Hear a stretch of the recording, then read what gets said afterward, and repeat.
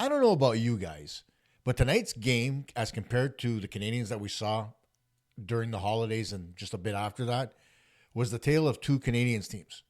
One that had energy and hope, and one that lacked it completely. What was going on out there? We'll find out as we drop the puck on Montreal Hockey Talk.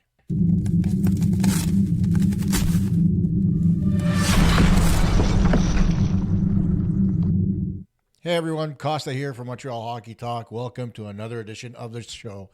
And as we get started, I got to tell you how disappointed I am in tonight's hockey game. I think I had more fun watching paint dry at certain points in my life. Tonight's game was just absolutely putrid, and it starts with the fact that the Wild just absolutely trapped the Canadiens to death.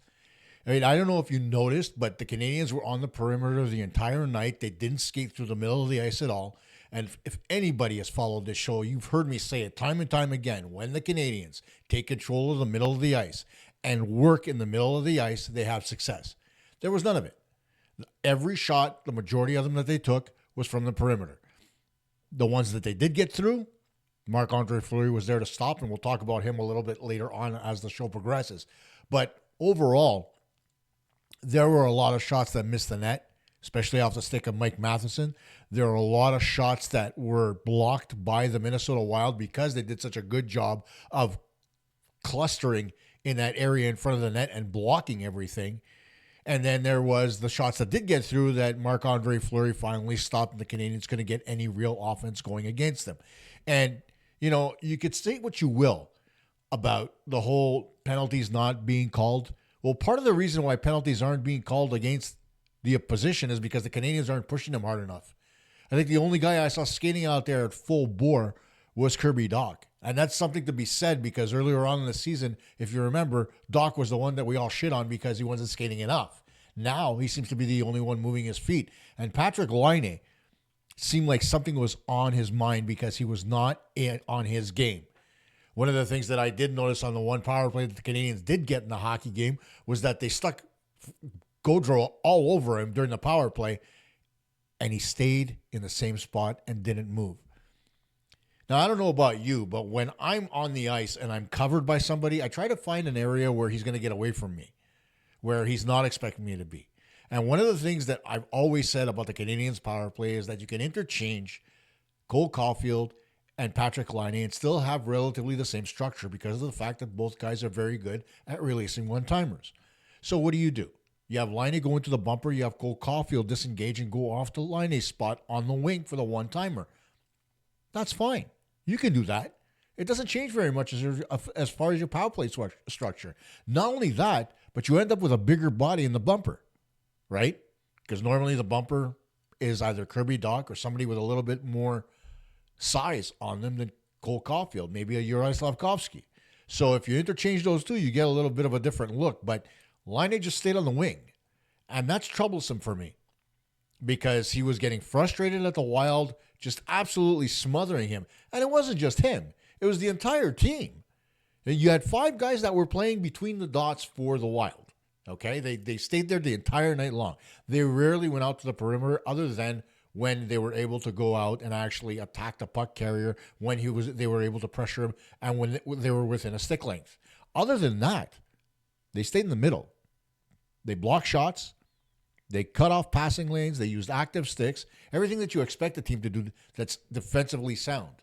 And that's how John Hines has this team playing. They don't have an overpowering offense. Their best offensive player, Kirill Kaprizov, was not in the lineup tonight. So it was the secondary scorers that came out there and put a little bit of elbow grease in to make sure that they got the win for Marc-Andre Fleury in his last game at the Bell Center. But the Canadiens just didn't have any heart. And, you know, I don't know how to explain that because they seemed like a team that was really firing on all cylinders just a week ago. And then all of a sudden, they fall flat. And it's not something that you want to see from a team that wants to remain in the mix. And the more games like this they play, the worse it's going to get. Now, whether it's the fact that Caden Gooley wasn't in the lineup, maybe. But one injury does not make or break a season. And I do think that Caden Gooley was playing his best hockey when he got injured. And it's an unfortunate injury where I think, like Tony Marinaro said, he sliced his own leg with his skate over the quad and needed surgery to have it stitched back up. So, it's unfortunate. Accidents happen. And the Canadiens have been quite lucky with injuries this season. So, it is what it is. We'll see what happens. But, it's when you have that lack of energy and the lack of desire, like it looked like tonight. I mean, I don't even know what Alex Newhook is doing on the ice anymore. I mean, he skates like the wind, but then he throws himself way out of a play and he stays on the wing. I don't know. When he skates through the middle, he creates so much space for his teammates and himself that the Canadiens can attack with numbers. Didn't happen tonight. The line of with Jake Evans and Yoel Armia, they do their job, but, at a certain point in time, you can't expect your fourth line to always be productive. And the first line has disappeared altogether, other than Yuri Slavkovsky hitting a goalpost. Where are Nick Suzuki and Cole Caulfield right now? If you can answer that question, please, by all means. But right now, they're both not playing very well. And they need to be better in order for the Canadiens to have a measure of success. No energy, no flow, no offense. That's essentially what the Canadiens were like tonight. They seemed lethargic on the ice. They couldn't generate any speed. And it didn't matter who it was out there, whether it was Mike Matheson or Lane Hudson, any one of the forwards that I just mentioned, and Cole Caulfield, Nick Suzuki, I think, other than Josh Anderson and Brendan Gallagher, along with Kirby Dach, I didn't see anybody else who was really moving their feet out there tonight. And I don't know the reasoning behind that. Have they started taking the time off prior to the Four Nations Cup now? I mean, I'm sorry, but, first of all, I don't give a shit about the Four Nations Cup, but I don't get it. You can't just stop. I mean, last game, and, a lot of people got mad at me for saying what I said about the Canadiens, but it's obvious that they're not putting any effort in. You're going to tell me tonight's game was a full effort? They managed 19 shots. They had 19 blocked, and they missed a bunch. What do you expect? I mean, the only thing they did well tonight is they won the faceoff battle. But other than that, there was nothing else that you could really pinpoint and say the Canadiens did extremely well on the ice. And don't even get me started about Christian Dvorak, who sometimes I wonder where that guy's head is at, because he's going through the motions, but he's not playing hockey. I mean, I can guarantee you that. He's not playing extremely well. And, I've seen coaches bench players for less. And Dvorak, despite the fact that he is very good in the faceoff circle, he brings nothing else to the table right now. I mean, he's on the second wave of the power play, and he can't generate anything. So what's the point of having him there? You're better off giving that ice time to somebody like a Jake Evans, who, has kind of earned it, or even Yoel Armia, but he's already out there anyway. I mean, it's just, I don't understand anymore. Some of the decision-making, it's starting to boggle the mind, because any good coach out there will say that your players earn their ice time. Now, granted, there are a lot of premier players that are on the first unit, and that there's no argument to be had there. But the second unit is a unit you can play with, and it's the unit where you can, you throw a guy a bone and say, listen, you're playing well, show me what you can do with the extra man. That never happens. It's just cookie cutter. And now that it's cookie cutter, everybody knows what to expect. You got to switch that up a little bit, right? You got to bring a little bit of energy. Where's Arbor Jacki? Why hasn't he dropped the gloves to try to give this team a little bit of energy? He's playing okay hockey, I would presume, but he's not physical. He's not throwing the body as much as he normally does. And David Savard is just a complete mess. I can't even begin to describe what David Savard is like on the back end.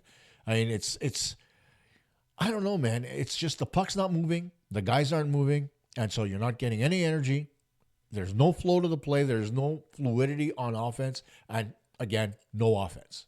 So what do you do? I really don't know. Marty St. Louis has got a lot of work ahead of him. So does the rest of the coaching staff, because they've got to get this team out of this funk right now, because it's not looking very good. There are no positives. If there was a single positive to bring out of this game, I would say so. But there's none. Absolutely none. It was flat. Now let's move on to the one good thing that did happen tonight, and that was Marc-Andre Fleury playing his last game at the Bell Center. And you know what? I don't like talking about opposition players all that often, but you got to give it credit to a guy who, when his career started, after what happened in the World Juniors, him scoring on his own goal, hitting the back of a player's leg and the puck going in, he really didn't start his career off on the right foot, and he struggled at the beginning because it remained with him. But he managed to put it all together, win 3 Stanley Cups, and have a prolonged career. And he's, you put him in that same category as a Marty Brodeur and Patrick Waugh as far as the best French-Canadian goaltenders in the modern era, right? In recent times, in the last 20, 25 years, let's say.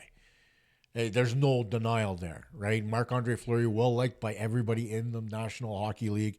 He's always smiling. I think he's the only guy I've ever seen who barely has any facial hair at his age. I mean, unlike me, who's got a lot of gray.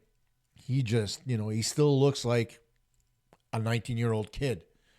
And you know what? That just shows you he's youthful at heart. He's always wearing his backwards hat. He's always smiling. He's very eloquent. And tonight you saw the emotion, especially post-game when he was interviewed by Marc Denis. You saw how much it meant to him. Short of actually putting on a Canadian sweater, I think tonight was probably one of the best nights of his career. Of course, there is, the Stanley Cups and whatnot, but when you come back to your rink where you grew up and you've got family in the crowd to watch your final game, you come out with a shutout and, you get the reaction of the crowd and the Canadiens players who lined up to shake his hand. I mean, there's a lot to be said there about respect. And the Canadiens, as usual, whether it came from up top or the players just decided to do it, it's class all the way through. And for Marc-Andre Fleury, he's all class. So congratulations to Marc-Andre Fleury. I will not call him Flower because in this town there's only one. But congratulations on a fantastic career and wish you nothing but the best moving forward. Now, there are a couple of things that I wanted to bring up because the Canadiens are going into California. And I know it's a little bit of a pun. Will the Canadiens crash and burn in California? Haha. What more do you want me to say as far as a headline? Because they're going in to play Anaheim, San Jose, and LA. And, one thing I don't get, and this is all about scheduling, okay, is Anaheim and LA are 20 minutes apart. Why in the hell would you make the Canadiens get on a plane to go to San Jose before they have to fly back to LA to play the Kings after they play the Ducks on Sunday? Come on. I want to hear the reasoning behind this, Mr. Scheduler, because you've got shit for brains. Seriously, I if you can explain to me why they're going and flying out to go to San Jose and flying back to go back to LA to play the next night, I don't get it. I mean, the Canadiens could have easily played the Kings on Tuesday and then flown out to San Jose to play them on Wednesday before flying back home for Saturday's game. But, okay, the scheduler says, you know what? Let's make the Canadiens play for a plane ticket. Come on. How often do they pay for plane tickets out in California? Let's go. Let's make them get into a tube of farts and make them sit in a plane for an hour so their legs can get cramped up again. Sometimes, seriously, I don't understand the thought process, but it's going to be one of those trips.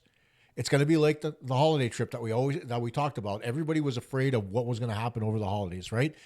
The Canadiens normally go into that trip and absolutely play horrid hockey. They came out smelling like roses this time around. But now they're going for a 3-game swing into California against the Ducks. Okay, granted, the Ducks aren't the greatest team in the world. San Jose is struggling, and LA just got Drew Doughty back. I mean, it is what it is. But the travel and the West Coast trip have never been kind to the Montreal Canadiens. So will the Canadiens come out of that looking good? You can expect Jakub Dovish to get another start, probably against San Jose before Montembeault plays against the LA Kings. He'll get Anaheim and he'll get LA. But it's going to be a tough task, a very tough task, especially with the fact that they're missing Kaden Guhle. So what to expect? They've got to come out with more energy. They've got to be much harder on the puck. And they've got to believe in themselves. They have the ability to win hockey games, guys. I'm not saying they don't. And I'm not saying it's a coaching issue, because it's not. Obviously, it's between the ears of the players. Granted, Marty can throw them a bone and do something a little bit different to try to mix things up a little bit, maybe change the line matchups a little bit, but those are small little adjustments that you make in game. They're not wholesale changes. So Marty can't really do anything as far as the mentality of the players on the ice. The frustration that you're seeing from Patrick Laine, the lack of production that you're seeing from the first line. I mean, something has to give. Something has to change. And normally Nick Suzuki is the catalyst, and he comes out and he calls everybody out. But right now, he's not playing good hockey either. So what's going to happen? I mean, Cole Caulfield's stick has gone completely cold. Without them actually producing, right, what are the Canadiens supposed to do? Their secondary scoring is all but dried up. And the goaltending, okay, granted, I'm going to talk about Dobish in a sec, but the goaltending hasn't been half bad. There have been instances where it could have been better, but it hasn't been half bad. So what more do you need? You need the players to get back on board again. You need the players to be putting the energy in. If they're, just preparing for what's coming in the Four Nations Cup and they're going to mail it in for the next 4 games, the Canadiens are screwed. But hopefully that's not the case. Now, I did want to talk about Jakub Dobish because there was something really specific that I saw tonight that really bothered me. And I don't know if any of you noticed it. And it wasn't necessarily when he was in his net, skating along the goal line and going side to side laterally. It was more when he was standing at the top of the crease. Very often, when the puck was going back towards the blue line, I saw him looking down at his feet to see where he was. And that bothers me because that's not a good way to goaltend. And the reason for that is you can't take your eye off the puck when it's in your own zone because it can be turned over very quickly. In the time that it takes to look down, the puck could be in the back of your net. And it's not, I don't know if this is something that was taught to him or if it's a habit that he's had his entire career because I haven't watched that many games. But it's something to keep an eye on because it could be problematic moving forward. If I'm spotting this, other teams are going to see it too. So, sometimes they'll make a puck go back to the blue line and shoot a puck in quickly just to catch him off guard. I mean, there's no question laterally when he's deep in his net, he's fine because he's using the post to actually gauge where he is and stop his momentum side to side. But when he's at the top of his crease looking down to see where he is so that he doesn't come beyond the top of the crease, I'll tell you, nobody gives a shit if you come out beyond the top of the crease. Nobody cares. It's okay. You're not going to get thrown out of the hockey game for coming out beyond your crease. So why are you looking down at your feet? If you think you need to come out a little bit more to cover your net, come out a little bit more. You wouldn't be the first goaltender to scope out a little bit more to cover your net and give yourself a better chance of stopping the puck. Carey Price used to come out beyond the top of the crease. How many times did you watch guys like Patrick Waugh come out way out of their net to cover the net so that they don't give anything to the shooter? So why should Dobish worry? It's something to watch. Tonight he did not have his greatest game. He let in a couple of goals, but again, it was because he was deep in his net. Come out beyond the top of the crease, man. And don't be afraid. You could take that extra foot and come out. It's not a big deal. Nobody's going to think the worst of you. As long as you're stopping pucks, nobody's going to care. Don't worry about looking down and being at the top of your crease. It's not a penalty. And in fact, it's going to help you if you can actually come out beyond the top of the crease. The only problem at that point is sometimes some goaltenders can't find their way in their net again. They can't gauge where they are. And that could be, again, a problem if Dobish continues to do the same thing. So it's something to watch. I saw it tonight for the first time because I was paying a little bit of attention to him, but he has struggled the last couple of games, allowing a couple of rather weak goals, I would say. But it's something to watch and something to look at moving forward. Now, obviously, like I said, he's not going to play Sunday against Anaheim. He will play one of those 2 games between LA and San Jose. Most likely San Jose, like I said, but you never know. The stranger things have happened, but it is what it is. And hopefully, the Canadiens can right the ship because, oh my God, man, it was so hard to watch the game tonight. So hard. There were a few years ago where the Canadiens started to really go south early in the season that I stopped watching games. And it's kind of the reason why I didn't do the podcast back then. Because there wasn't much to talk about because the team was just not that good. And it was always the same repetitive stuff. Not enough offense. They're too young, blah, blah, blah, blah, blah. So what are you going to talk about night in, night out, right? So that's kind of why I didn't bring back the podcast earlier. Now they're playing relatively good hockey. They're in a good position as far as, being in the mix playoff-wise. And for those of you out there who are talking about where they're going to draft, you're giving it way too early on this team. And we still haven't gone to the trade deadline yet. So you don't know what's going to happen, right? You don't know what Kent Hughes might do. You don't know what Jeff Gordon might do. And Jeff Gordon was interviewed by Pierre Maguire and Jimmy Murphy recently, and he said if there's a deal to be made out there that's not going to hurt the club or change our plan, we may very well do it. But, it's a big if. But the possibility is there. If there's a plan, if there's a trade to be made that's going to benefit the Canadiens and a push towards the playoffs, if they're still in the mix by the time the trade deadline comes around, they may very well do it. So don't give up just yet. Okay, there's a lot of hockey still to be played before the end of this season, and they're still close. They're not that far back. So don't give up, guys. After all, you're not a fan if you give up on your hockey team, right? Go Habs, go. We'll see you guys on Sunday.